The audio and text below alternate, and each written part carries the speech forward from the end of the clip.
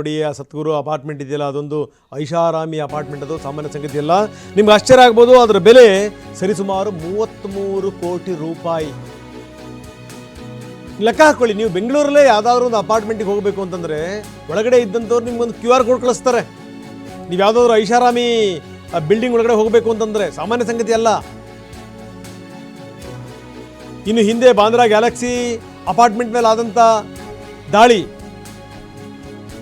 ಮುಂಬೈನಲ್ಲಿ ಮೇಲಿಂದ ಮೇಲೆ ಯಾವ ರೀತಿ ದಾಳಿಗಳಾಗ್ತಾ ಇವೆ ಅಂತ ಲಾರೆನ್ಸ್ ಬಿಷ್ಣೋಯಿ ಗ್ಯಾಂಗ್ನಿಂದ ಫೈರಿಂಗ್ ಆಗಿತ್ತು ಸಲ್ಮಾನ್ ಖಾನ್ ಮನೆ ಮುಂಭಾಗದಲ್ಲಿ.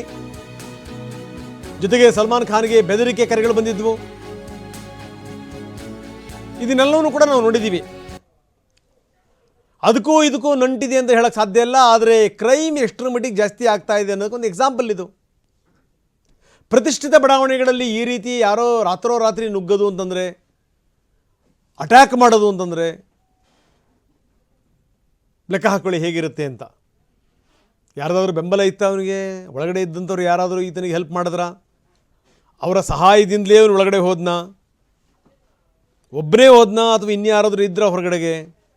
ಇವನ ಉದ್ದೇಶ ಕಳ್ಳತನ ಆಗಿತ್ತಾ ಅಥವಾ ಕೊಲೆ ಮಾಡೋದಾಗಿತ್ತೋ? ಅದು ಕೂಡ ಬೇರೆ ಯಾವುದಾದ್ರೂ ಉದ್ದೇಶಕ್ಕೆ ಇವನು ಬಂದಿದ್ನಾ? ಈ ಥರದ್ದೆಲ್ಲವೂ ಕೂಡ ನಾನು ಹೇಳ್ತಾ ಇದ್ದೆ. ಇಲ್ಲಿ ಅತ್ಯಂತ ಶ್ರೀಮಂತರು ವಾಸ ಮಾಡುವಂಥ ಬಡಾವಣೆ ಇದು, ಬಾಂದ್ರಾ ವೆಸ್ಟ್. ಇನ್ನು ಅಲ್ಲಿ ಈ ದೊಡ್ಡ ದೊಡ್ಡ ಬಂಗ್ಲೆಗಳು, ದೊಡ್ಡ ದೊಡ್ಡ ಅಪಾರ್ಟ್ಮೆಂಟ್ಗಳನ್ನು ಜನಸಾಮಾನ್ಯರು ತಗೊಳ್ಳೋದಿರಲಿ, ಅದನ್ನ ನೋಡೋಕ್ಕೂ ಕೂಡ ಸಾಧ್ಯ ಇಲ್ಲ ಅಂಥ ಐಷಾರಾಮಿ ಕಟ್ಟಡಗಳು. ಅಂಥ ಕಡೆಗೆ ಒಬ್ಬ ವ್ಯಕ್ತಿ ನುಗ್ಗಿ ಈ ರೀತಿ ದಾಳಿ ಮಾಡ್ತಾನೆ ರಾತ್ರಿ ಅಂದರೆ 2:30 ಸುಮಾರಿಗೆ ನುಗ್ಗಿದಂಥವನಲ್ಲಿ ರಾದ್ಧಾಂತ ಮಾಡಿಬಿಟ್ಟ. ಆತನ ಉದ್ದೇಶ ಏನಿತ್ತು ಒಳಗಡೆ ಬರಲಿಕ್ಕೆ? ನಿಜಕ್ಕೂ ಅದನ್ನು ದೋಚುವಂಥದ್ದೇ ಅವನ ಉದ್ದೇಶ ಆಗಿತ್ತಾ ಅಥವಾ ಏನಾದರೂ ಕೊಲೆ ಮಾಡುವಂಥ ಉದ್ದೇಶದಿಂದಲೇ ಏನಾದರೂ ಬಂದಿದ್ನಾ? ಇದ್ರ ಬಗ್ಗೆ ಪೊಲೀಸರಿಗೆ ತಲೆ ಕೆಡಿಸ್ಕೊಂಡಿದ್ದಾರೆ.